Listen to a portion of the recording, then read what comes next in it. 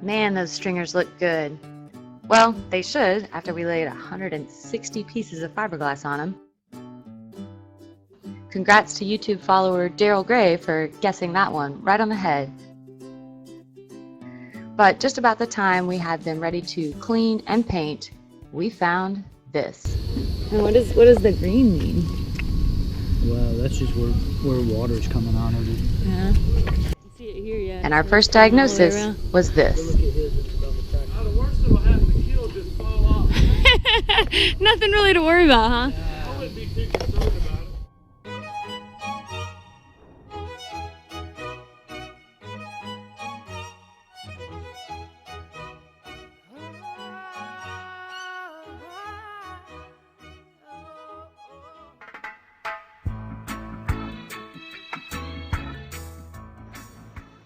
We came to the boat the weekend after we finished the stringer repair with Russ, hoping to just clean her up and paint the bilge and everything would be copacetic, until we saw this along the keel. Brandon explained it was a weeping keel. It's pretty common on a bolted keel. Only luck you got is come in and route it out, and you can either fill it with like 5200. Right. Or G-Flex is doing pretty good without, having enough flex to not crack. Yeah. And while the guys at the yard have a first response of poking some fun at us, Really to worry about, huh? I wouldn't be too concerned about it. Really? Philip said you mentioned it to him is what worried him. Had to give Philip something to think about for a few days. That's right. Russ is getting this upselling thing down. He's under. their second response is always to diagnose and try to find a solution. I would investigate this one back here personally. Yeah, route and G-Flex This maybe. one in the back, that one concerns me more than anything. I'd look at where There's two fixes. One is you route it out and 5200 it. The other is you G-Flex it. I know, but where's the keel bolt location in it? Are they center line or are they four and Probably a half? offset. They're usually. I know, but what I'm getting at is how far do they go back? I'll bet they stop somewhere where that crack stops. I know, and I bet you there's a gap up there between the bolts and that. Now, why is Russ asking about the keel bolts? So these are going to be stainless. It may need to be I retorqued. mean, it is some nice big stainless bolts, Yeah. but and it's all thread that goes down into it here. But I didn't dig around to see how far back they actually go. We'll go through and look. Hey, Russ, where's the back of the keel?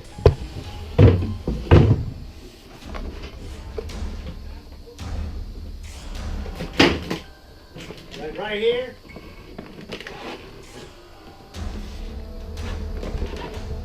Okay.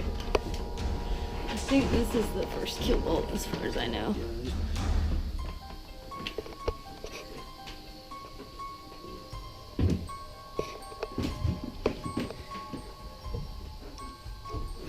Whoa, wait, stop that track.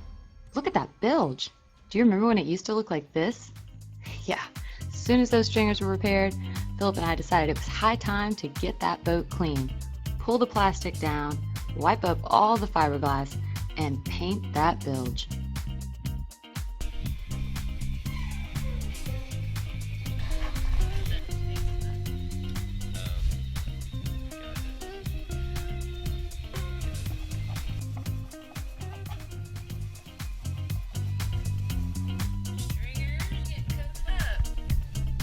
I will say I got a little obsessed with painting while we were at the yard.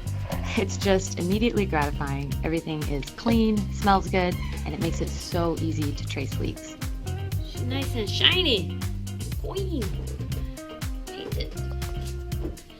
Alright, that was fun. Now back to these keel bolts. Cue that scary music. And then you just take them off, pull the washer, you clean it, inspect it, see if you see any crevice corrosion.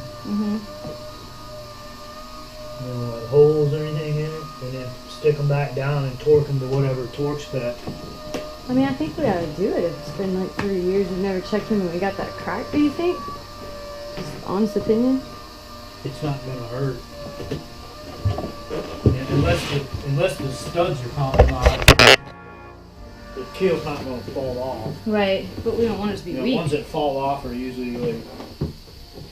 I kind of thought that was just a joke.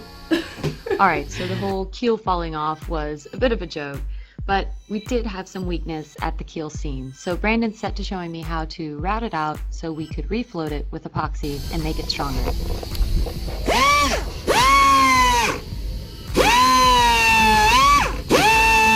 So what are you getting down to? Like what should... So this is glass on this side, it's lead on this side, and all they do, it's a nice smooth seam, so that's all just fairing compound, so the compound doesn't flex.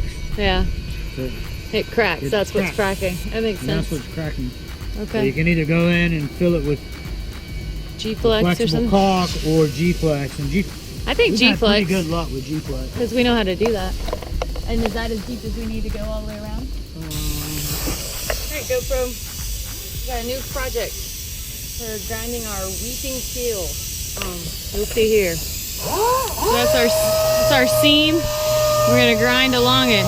See, that's water coming out of it. It's weeping. This is my job today.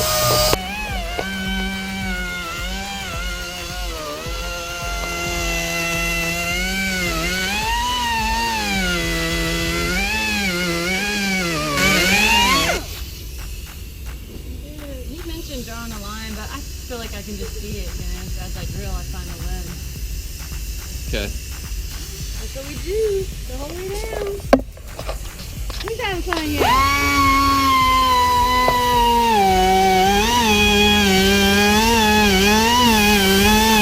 Check it out, GoPro.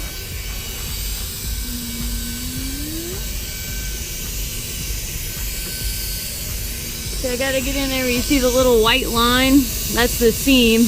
Up here is fiberglass, down here is lead. You can see the silver. So I've been trying to follow that white line. Sometimes I get a little crazy, but this thing's like, wow, got a mind of its own. We're about to go around the corner. Thought you might want to see. She'll be coming around the corner when she comes. Yeah. Driving 6 right horses when she comes. She'll be driving 6 right horses when she comes. She'll be driving 6 right horses. She'll be driving 6 right horses. She'll be driving 6 right horses.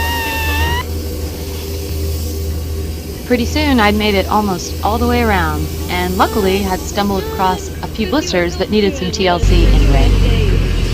So one thing that happened while we were grinding, so it's probably a good thing, is you'll see like this little water splat. So as I'm going along, I hit a pocket right in there, and so water was trapped in there. So you can see one there, you can see one here. It's like kind of little pimples that we popped, but we found, Brandon said that was a void in there, and like you can see where some of the fiberglass is like this bright mustard yellow. One more here. You can kind of, that means it's wet, and there's water intrusion there. So I'll have to grind some of this back kind of like this and smooth out and fill them over. We wanted all this chalky white kind of dry, real dry. But it's probably a good thing we're doing this because we found some stuff, that could have been problematic over time. But we're getting there, making our way. Always good. Once the captain realized what all was involved in this extensive keel project, he made an executive decision. Shit out, GoPro. We're dropping hook at the shipyard. We're gonna stay for a while. We're dropping that shit. Rust bomb here. Rust bomb. Dropping our rust bomb. We may need another new anchor. Yeah, I think it's time to get Mantis on board. Yeah, we need a sponsorship. We love you guys. We'll be real appreciative. Once we got the anchor set nice and tight, it was time to get on the rest of these projects. Next up, retorquing our keel bolts. Ready? And I'm warning you kids, this is some frightening footage. Cue that scary music again.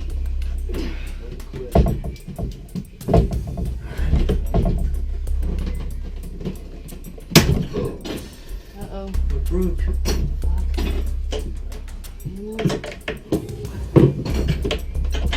I think it was the, Liking the videos? Awesome! Go to HaveWindWillTravel.com where you can follow on the blog, check out my books on Amazon, or help us give the gift of cruising on Patreon. Get inspired and get on board. Many of you have asked for it, and now you've got it. the ability to give just once to our Give the Gift of Cruising campaign on Patreon. Now you can give one time via my YouTube channel or the website. With only $18 to go, we are getting so close. Thank you. Annie We can do oh, it. yeah, we can- Jeez, man. we Y'all can see pull what a in good that. worker Philip is. Yeah, well, he can stay down below. Well, that's on video, isn't it? Yeah, that is. Hey, but I said it. I said it. There, new one.